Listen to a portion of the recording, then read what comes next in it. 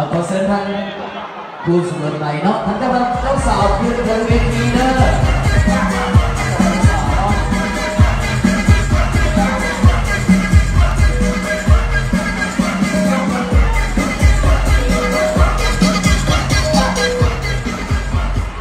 ผู้ใดก็โสดห้ามมา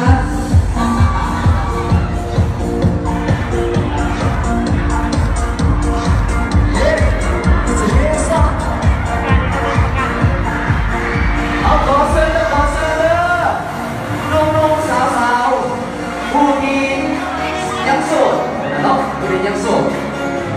ขอซื้อบางทีก็ยังสิเป็นคู่ต่อไปเนาะคู่ต่อไปเสร็จมาแล้วเนาะ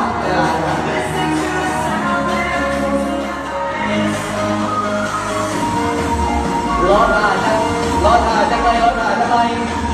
ยังซีหลายสาวหลายมาเนาะฟังเสียงอัพเด้อฟังเสียงอัพเด้อ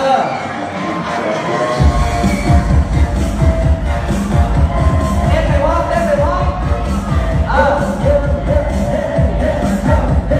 ังเสียงอัพเนาะ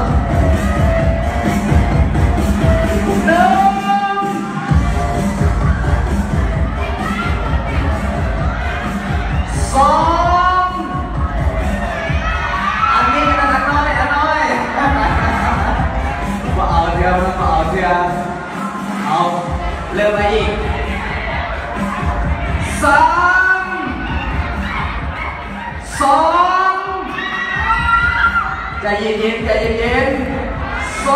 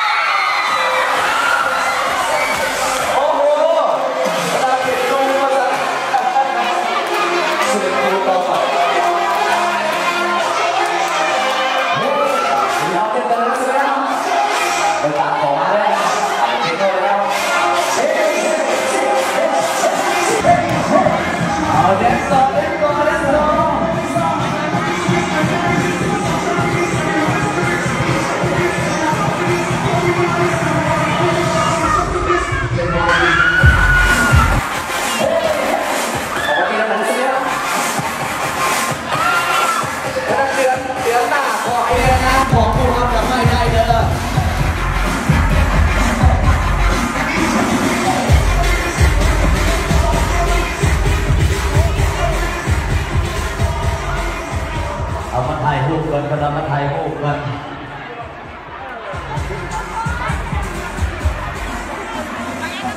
เมื่อไหร่น้องครูนี่เนาะเมื่อไหร่ขนาดประมาณเดือน2ช่วงเวลาหนาวมันหายไปน้อยหนึ่งคนหลับมาสักเอา